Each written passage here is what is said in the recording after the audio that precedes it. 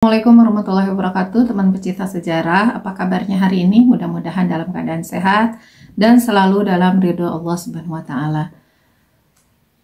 Bertemu lagi dengan saya Anissa Amisandi di program Baca Sejarah dan masih di serial kronologi sejarah tahun 627 Masehi atau bertepatan dengan tahun 5 hingga 6 Hijriah. Ada 8 peristiwa penting dari dalam dunia Islam dan ada peristiwa penting dari luar dunia Islam. Peristiwa penting dan bersejarah yang datang dari dunia Islam adalah pernikahan Nabi Shallallahu Alaihi Wasallam dengan Zainab binti Khuzaimah, juga pernikahan beliau dengan Ummu Salamah radhiyallahu anha. Peristiwa berikutnya adalah kelahiran Husain bin Ali bin Abi Thalib radhiyallahu anhu. Kemudian ada Ghazwah Bani Mustalik atau pertempuran Muraisi. Selanjutnya adalah pernikahan Nabi Shallallahu Alaihi Wasallam dengan Juwairiyah binti Harith, putri dari pemimpin Bani Mustalik. Peristiwa penting berikutnya yang ke-7 adalah Ghazwah Ahzab atau Ghazwah Khandaq. Dan peristiwa yang terakhir adalah pengepungan Bani Quraidah, komunitas terakhir yang ada di wilayah Madinah. 4 peristiwa penting yang datang dari luar dunia Islam yang terjadi di tahun 627 Masehi adalah masih di seputar pertempuran Romawi, Bizantium, dan Persia Sasan. Yang pertama adalah persekutuan Persia Sasan dengan bangsa Afar sekaligus juga dengan bangsa Slav dalam menjatuhkan Konstantinopel yang dipimpin oleh Heraklius. Kemudian kejadian yang kedua adalah dari pihak Romawi Bizantium mengadakan persekutuan juga dengan Khagan dari Tub Barat, yaitu Khagan Tongyangzu. Peristiwa berikutnya adalah perebutan kembali benteng-benteng Armenia oleh Heraklius dari tangan Persia Sasan. Dan terakhir adalah pertempuran Nineveh yang merupakan pertempuran penentu, pertempuran panjang antara Persia Sasan dan Romawi Bizantium. Dan teman pecinta sejarah, inilah kronologi sejarah tahun 627 Masehi bertepatan dengan tahun 5 hingga 6 Hijriah selengkapnya. Kita masih ada di sejarah pertempuran Khandaq atau pertempuran Ahzab, di mana yang terakhir kita bahas adalah tentang musyawarah Rasulullah Shallallahu Alaihi Wasallam dengan para sahabat dalam menyambut serangan dari pasukan Ahzab. Dalam buku Sirah Nabawiyah Said Ramadan Abuti maupun buku Sirah Nabawiyah Husain Haikal tentang hal ini memang tidak diperinci lebih jelas ya. Hanya dikatakan bahwa mereka menggali parit dan selesai dalam waktu 6 hari. Sementara di buku yang kita pakai itu kelengkapan tarikh Nabi Muhammad SAW, ini dirinci dengan jelas bagaimana kaum muslimin bahu-membahu dalam menggali parit. Dan setelah pembagian para sahabat itu ya, pembagian kelompok, kemudian ditunjuk pemimpinnya dan dibagi masing-masing itu satu bagian tertentu dalam menggali parit. Selama pekerjaan itu berjalan, banyak sekali peristiwa-peristiwa yang mengiringi pekerjaan mereka. Di buku kelengkapan tarikh Munawar Khalil dikatakan ada 4 peristiwa ajaib yang menyertai pengerjaan penggalian parit tersebut. Yang perlu kita tahu terlebih dahulu bahwa penggalian parit itu dilakukan dalam keadaan kaum muslimin yang serba kekurangan. Karena pada masa itu terjadi pacaklik dan bukan masa panen, sehingga persediaan kaum muslimin dalam perbekalan itu kurang, meskipun itu dilakukan di rumah katakanlah ya, di kota Madinah, tetapi persediaan kurang. Penyebabnya karena memang bukan masa panen, dan yang kedua karena orang-orang yang biasa bekerja itu sekarang keseluruhannya itu ikut ke dalam proyek penggalian parit ini, sehingga relatif bapak-bapak yang biasanya bekerja mencari nafkah, yang biasanya ke kebun, yang biasanya berdagang, itu tidak memiliki penghasilan untuk keluarga, sehingga memang kaum muslimin itu dalam keadaan yang cukup sempit. Jadi bukan sekarang itu di proyek penggalian Khandak itu, kaum muslimin biasanya kan yang ikut berperang dan yang maju ke dalam pertempuran itu kan usia, kemudian keahlian itu dilihat ya. Tetapi kalau sekarang kan orang yang tidak punya keahlian pun itu harus ikut dalam penggalian. Ini karena proyek yang sangat-sangat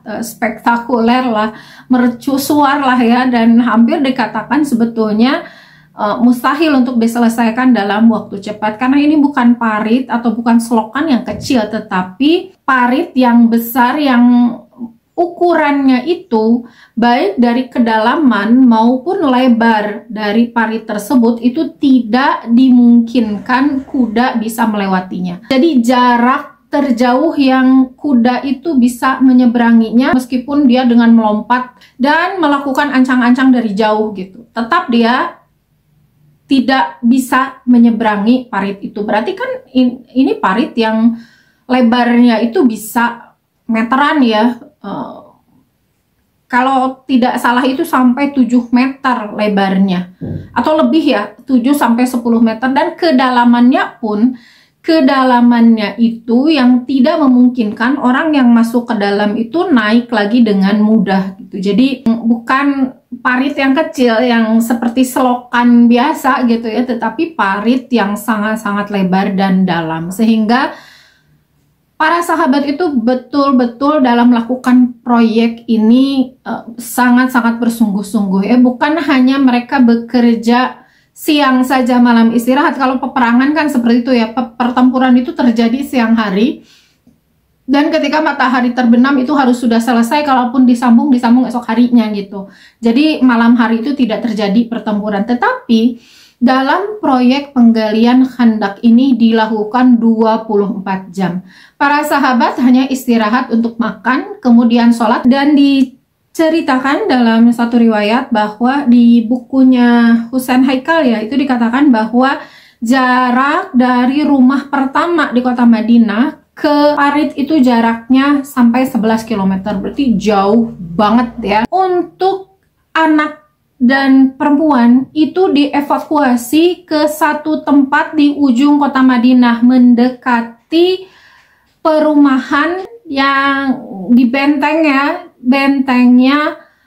Bani Quraidah. Dievakuasi di situ semuanya, sehingga rumah-rumah terutama yang bagian depan itu betul-betul dikosongkan. Antisipasi untuk meminimalisir korban, terutama korban perempuan dan anak-anak dan lansia yang tidak bisa ikut bertempur.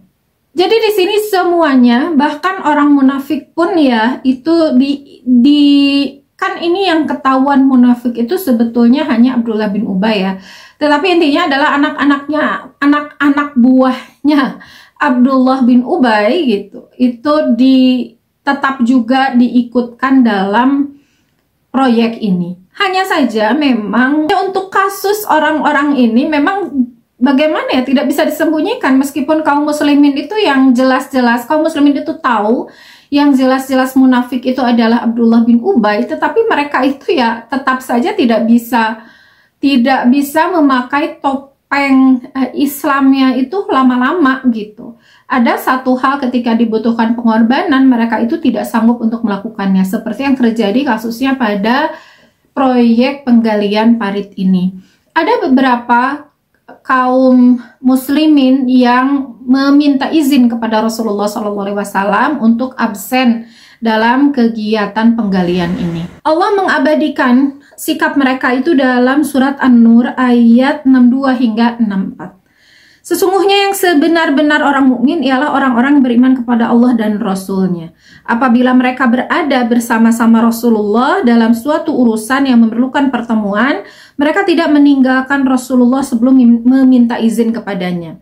Sesungguhnya orang-orang yang meminta izin kepadamu Muhammad, mereka itulah orang yang beriman kepada Allah dan Rasul-Nya.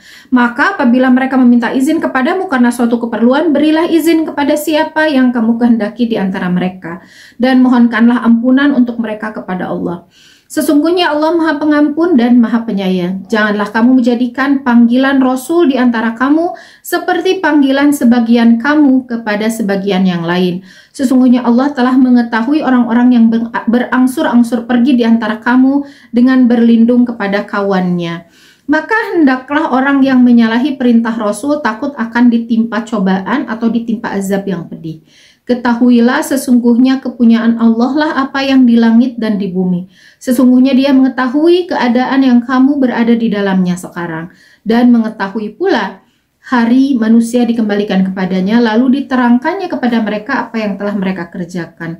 Allah Maha mengetahui segala sesuatu.